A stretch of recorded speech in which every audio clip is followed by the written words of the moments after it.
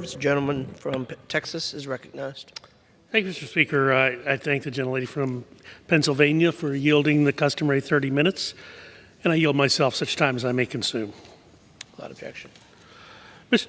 Speaker, today's rule provides for consideration of three bills: H.R. 7309, the Workforce, Innovation, and Opportunity Act; H.R. 6531, the Targeting Resources to Communities in Need Act; and S. 2938, to name a post office after Joseph Woodrow Hatchett. The latter two bills failed on suspension last week, and so now must be considered under a rule. We were also expecting to consider H.R. 7688, the Consumer Fuel Price Gouging Amendment Act, but after hour and hour and hour of debate in the Rules Committee, debating this bill, the Democrats had to pull it for lack of support within their own party.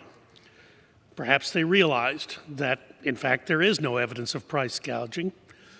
In fact, this point was made by the Secretary of Energy, Secretary Granholm, in a recent Energy and Commerce Committee hearing, where she said, quoting here, I'm not sure anyone is saying there is wholesale gouging," close quote.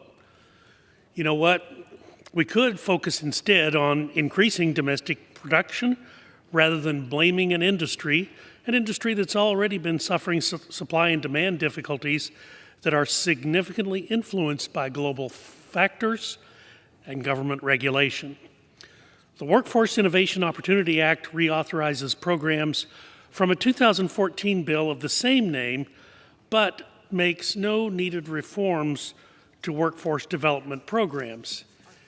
Instead, it increases government control, it does add onerous requirements to program administration, and decreases flexibility and the ability to actually achieve results. And what are the results that we want? Pulling people out of poverty and enhancing the labor market. First, the bill authorizes $78 billion over 6 years. It does this without making workforce development programs more efficient, without making them tailored to the actual job market, and this funding will further exacerbate what is now becoming increasingly evident as an inflationary crisis. The bill expands the size of state and local workforce boards, making room for organized labor. It also introduces federal definitions of job quality, a determination that actually should be made by employers. How is a federal agency in Washington, D.C. best equipped to determine the job quality for someone in Crum, Texas, a town of around 4,000 people back in my district in North Texas? This bill also requires burdensome equity reports. If our goal is to pull people out of poverty and to get them into the workforce, then every eligible person should have the opportunity to access these programs, and not just a certain few who meet certain criteria. Finally, this bill maintains the current Job Corps system without adapting to the changing needs of eligible youth and continues the inflexibility of the current apprenticeship system. I have been concerned that many young people do not always recognize that their best path to prosperity. For example, many students are conditioned to believe that they can only get a good job by attending a 4-year university.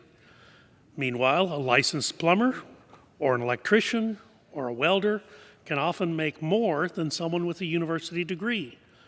Apprenticeships have been a good way for someone to learn these special trades. However, the program structure is left over from the time of the Depression in the 1930s and needs to be updated to meet today's vastly different work environments. Another concern is the amount of student loan debt burdening our labor force. Flexible training or certificate programs could lead to less debt by giving job seekers alternatives to the traditional 4-year university path. Additionally, we could be looking at ways to encourage the private sector, private employers, to provide student loan repayment programs for their employees, perhaps through a tax credit or other incentive. The federal government has a student loan repayment program, and it is a significant incentive for many young people to join public service.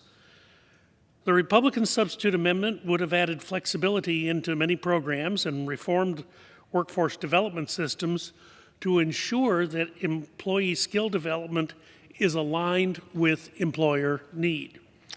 A huge factor in successful programming is knowing the programs are actually meeting the actual needs.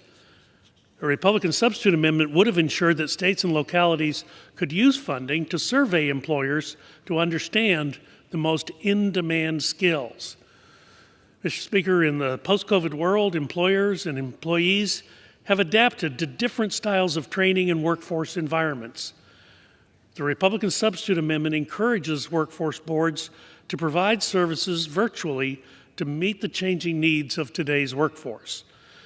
We could be inserting additional flexibility into these programs rather than simply maintaining the status quo, a status quo that was developed many, many decades ago. Unfortunately, the Republican amendment was defeated during the Education and Labor Committee markup and likely will be defeated when it's considered on the House floor.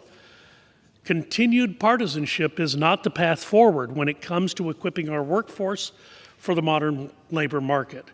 So for that, I urge opposition to the rule, and I reserve the balance of my time.